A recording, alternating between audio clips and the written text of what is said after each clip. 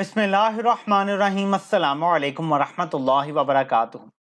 क्या आपको पता है कि जिस ग्वाल मंडेला को गारंटी दे के पाकिस्तान लाया गया था कि इक़्तिदार आपकी झोली में फेंकेंगे, आपको मसनद इक़्तिदार पे उठा के, जैसे बच्चे को उठा के बिठाते हैं ना उसकी हाई चेयर पे खाना खिलाने के लिए, ऐसे आपको मुल्क खाने के लिए इक़्तिदार की हाई चेयर पे बिठाया जाएगा।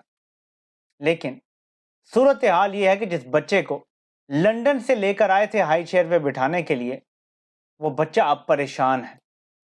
वो बच्चा फ़ोनों पे राब्ते कर रहा है, मुलाकातों में कह रहा है कि ये क्या हो रहा है। मुझे तो कहा गया था कि तहरीक इंसाफ का कोई बंदा नॉमिनेशन पेपर ही नहीं दाखिल करवा सकेगा। लोग खौफ के मारे घरों में छुपे डरे बैठे होंगे। तो ये सब क्या हो रहा है, मैं आपको बताता हूँ कि ये किस तरह से आप मजीद तहरीक इंसाफ के लोगों को गिरफ्तार करने का प्लान बना रहे हैं। कुछ चीज़ें सामने आ गई हैं जो मैं आपके सामने भी रखूंगा, और उम्मीद है कि कुछ लोग जिन्होंने कागजात नामजदगी जमा कराए हैं उन तक भी मालूमात पहुंचेंगी ताकि उन्हें फ़ायदा हो। लेकिन पहले हम ज़रा देख लेते हैं कि कितने अहम लोग थे जो नहीं कागजात जमा करवा सके। उनके मैं आपको नाम बता देता हूँ। ये मियांवाली के हल्के NA 90 से अमजद खान न्याजी हैं। उनके कागजात नहीं दाखिल हो सके क्योंकि वो गिरफ्तार हैं, उन पर शदीद तशद्दुद भी हुआ है, मल्टीपल टाइम्स हुआ है। तो उनके जब लोग उनसे दस्तखत करवाने गए तो नहीं मिलने दिया गया। दूसरे नंबर पे सलीम सरवर जोड़ा साहब हैं। तीसरे नंबर पे अम्मार बशीर साहब हैं, ये लाहौर से हैं, PP 162 से। हैदर मजीद हैं, PP 161।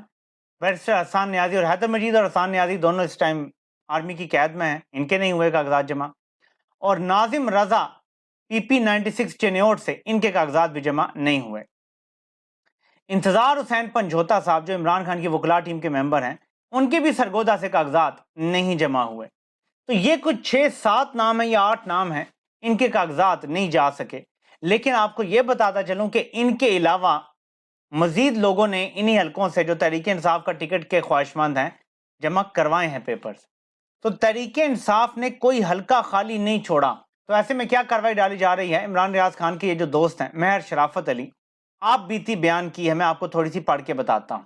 वो कहते हैं, हाई अलर्ट, PTI उम्मीदवार मुतवज्जे हों। तकरीबन 4:45 बजे शाम को मेरी लीगल टीम के एक फर्द को नंबर उन्होंने शेयर किया है कि इस नंबर से कॉल आई। ये PTCL का नंबर था और बंदा खुद को RO का नुमाइंदा बता रहा था, यानी रिटर्निंग ऑफिसर का नुमाइंदा बता रहा था। उसने कहा कि कल 3 बजे आपने स्क्रूटनी के लिए RO के दफ्तर, जहां कागजात नामजदगी जमा करवाए हैं, वहां नहीं आना बल्कि दूसरी जगह पे आना है, जिसका पता इसने building number 114 CQLE ground extension cantt नज़द 7 फाटक बताया। जबकि असूली तौर पर स्क्रूटनी इसी जगह पे होती है जहां कागजात नामजदगी दाखिल करवाए जाते हैं, और उसका पता है 50B3 गुलबर्ग लाहौर। हो सकता है कि ये कॉलें तमाम PTI उम्मीदवारों को करें ताकि वो अपनी टीमों को दूसरे एड्रेस पर भेजें, वहां इनको अगवा करें या वक्त ज़ाया करके स्क्रूटनी के लिए ना पहुंचने दें, और इस तरह कागजात नामजदगी मुस्तरद हो जाएं। तमाम दोस्त होशियार रहें, किसी की लीगल टीम को कोई भी कॉल आए तो फौरन सोशल मीडिया पर दोस्तों को आगाह करें ताकि हम इस मुश्किल वक्त में एक दूसरे की सपोर्ट से मुखालिफिन को हर बार की तरह इस बार भी शिकस्त से दो चार करें। तो ये एक प्लान का एक हिस्सा है। तजवीज़ कुनिंदा और तायद कुनिंदा जो हैं, इनको भी अगवा किया जाना शुरू कर दिया गया है। ऑलरेडी बहुत सारे लोग ये कह रहे हैं कि हमारे तजवीज़ कुनिंदा और तायद कुनिंदा उठा लिए गए हैं, उनके घरों पे छापे मारे गए हैं, ताकि जब कंफर्म करने के लिए बुलाया जाए उन्हें तो वो ना पहुंच सके, और इस बुनियाद पे इसको बहाना बना के कि आए नहीं तजवीज़ कुनिंदा या तायद कुनिंदा, कागजात मुस्तरद किए जाते हैं। ऐसे में केस लॉ क्या कहता है, एक हाई कोर्ट का फैसला मौजूद है जो मैं आपके सामने रखता हूं, और इस फैसले में लिखा हुआ है कि सिर्फ ये वजह कि तजवीज़ कुनिंदा या तायद कुनिंदा नहीं पेश हो सके RO के दफ्तर, कागजात मुस्तरद नहीं किए जा सकते। यानी इसका कोई सॉलिड रीजन होना चाहिए कि फॉर एग्जांपल दस्तखत किसी के ठीक नहीं है, या कोई मसला ऐसा आ गया है, कोई ऐसी चीज है जो चेक करवानी है, उसके अलावा आप बगैर किसी वजह के कि ठीक है जी अप्रूवर आए और प्रपोजर आए, इसकी जरूरत नहीं है। ये अदालत का फैसला मौजूद है, ये केस लॉ है और इसको फॉलो करना पड़ेगा, और लोग इसी फैसले को उठा के हाई कोर्ट में चैलेंज करेंगे जो ये कागजात मुस्तरद करेंगे उनके। अब आप सोचेंगे कि against all odds Tehreek Insaf यहां तक कैसे पहुंची है। चलें, अभी तो बल्ले का निशान का बहुत बड़ा मरहला है, ابھی تک الیکشن کمیشن نے 2 سے 3 دن ہو گئے ہیں تحریری فیصلہ جاری نہیں کیا. جب تک وہ نہیں ہوتا اپیل نہیں کی جا سکتی. دن گزرتے جا رہے ہیں. 10 سے 13 کے درمیان یہ سب فائنل ہو جانا ہے جنوری کو, تو اس کے بعد تو پھر فائدہ ہی نہیں ہے. اگر ہائی کورٹ سے ریلیف بھی مل جاتا ہے تو تحریک انصاف تو پھر نہیں ہوگی میدان میں. لیکن اس کے باوجود آپ دیکھیں کہ کس طرح سے کاغذات کم از کم سب نے داخل کرا دی, کیونکہ پہلا جو اٹیک کیا گیا تھا نا وہ یہ تھا کہ جب ہم بلے کا نشان لے لیں گے عین اس وقت جب کاغذات داخل کروانے ہیں لوگ دل چھوڑ کے گھر بیٹھ جائیں گے کہ آزاد ہم کہاں لڑ سکتے ہیں. لیکن اب ایسے لوگوں نے کاغذات جمع کروا دیے جو آزاد کونسلر بھی نہ بن سکیں. لیکن کیونکہ پارٹی کی مقبولیت اس وقت وہاں پہنچی ہوئی ہے کہ کھمبا بھی کھڑا ہوگا, انسان بھی نہ ہو وہ بھی جیت جائے گا, تو پہلا مرحلہ طے کر لیا ہے. لیکن یہ سب کیسے ہوا ہے؟ اتنی ہمت, اتنی شجاعت پاکستانی قوم میں پہلے تو کبھی نہیں دیکھی گئی. ہم کہتے ضرور ہیں کہ ہم بہادر قوم ہیں, لیکن ہم ہمیشہ ڈر کے گھروں میں بیٹھنے والی قوم ہے. یہ پہلی بار ہے کہ لوگ نکل رہے ہیں کہ ٹھیک ہے یار, گرفتار کرنا ہے کرو, پکڑنا ہے کرو, مارنا ہے مارو, گھر گرانا ہے گراؤ, کاروبار بند کرنا ہے کرو. اتنی ہمت کیسے آ گئی ہے؟ اس کے لیے میں آپ کو ایک کلپ دکھانا چاہتا ہوں.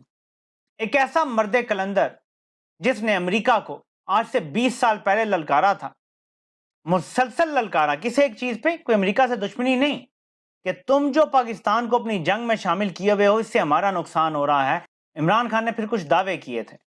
آپ نے یہ کلپ دیکھنا ہے, 2009 کا ہے, اس میں چھوٹا سا کلپ 2013 کا ہے, 2018 کا ہے اور پھر 2021 کا ہے. آپ کو پتا چل جائے گا کہ یہ مرد کلندر اپنی بات پہ قائم رہتا ہے اور دیکھتا نہیں ہے کہ آگے سپر پاور ہے یا میری کرسی چلی جائے گی. اور کس طرح جنرل باجوہ کے منہ پہ اس شخص نے ایک بات کی تھی جو اس نے ثابت کر کے دکھائی. ذرا یہ کلپ دیکھیں تاکہ آپ کو سمجھ لگے کہ یہ جذبہ, یہ جوش آیا کہاں سے ہے اس قوم میں. پاکستان کا سب سے بڑا مسئلہ یہ ہے کہ ہم آزاد نہیں ہیں, سوورن نہیں ہیں. ہماری فارن پالیسی غلام ہے کہ ایک ملک جب تک آزاد فیصلے نہیں کرتا وہ یہی حرکتیں کرے گا جو آج ہم کر رہے ہیں کہ جنگ کسی کی ہے, جنگ ہم نے اپنی بنا لی. میں پرائم منسٹر ہوتا, میں اوباما کو سیدھا جا کے کہتا کہ دیکھیں ہمارا ملک تباہ ہو رہا ہے, ہمارے 50,000 لوگ مرے ہیں, ہر روز لوگ مرے ہیں, آپ نے ڈرون نہیں کرنا. میرا 1 پوائنٹ ایجنڈا ہوتا, چھوڑیں باقی کے بھیک مانگنا یہ وہ ایک, کیونکہ میرے ملک میں امن ہوگا تو ملک آگے بڑھے گا. اوباما سے میں یہ کہتا کہ دیکھیں آپ کا کام اپنے ملک کے انٹرسٹ پروٹیکٹ کرنا ہے, میرا کام میرے ملک کے عوام کے لوگوں کے انٹرسٹ پروٹیکٹ کرنا ہے. یہ جو ابھی وار آن ٹیرر جس کی ہم نے ابھی ویڈیو تصویریں بھی دیکھی اور جنرل باجوہ آپ نے بات بھی کی, میں اس کے خلاف تھا. میں نہیں چاہتا تھا کہ پاکستان کسی اور کی جنگ میں پڑے, اور انشاءاللہ یہ میرا آج سب سے وعدہ ہے, کبھی پاکستان کسی اور کی جنگ میں کبھی شرکت نہیں کرے گا. ہمارا کام ہے ہم اپنے لوگوں کے لیے کھڑے ہوں, اور ہماری فورن پالیسی بھی انشاءاللہ وہ ہوگی جو ہمارے پاکستانیوں کی بہتری میں ہوگی. Will you allow the American government to have CIA here in Pakistan to conduct cross-border counter-terrorism missions against Al-Qaeda, ISIS, or the Taliban? Absolutely not.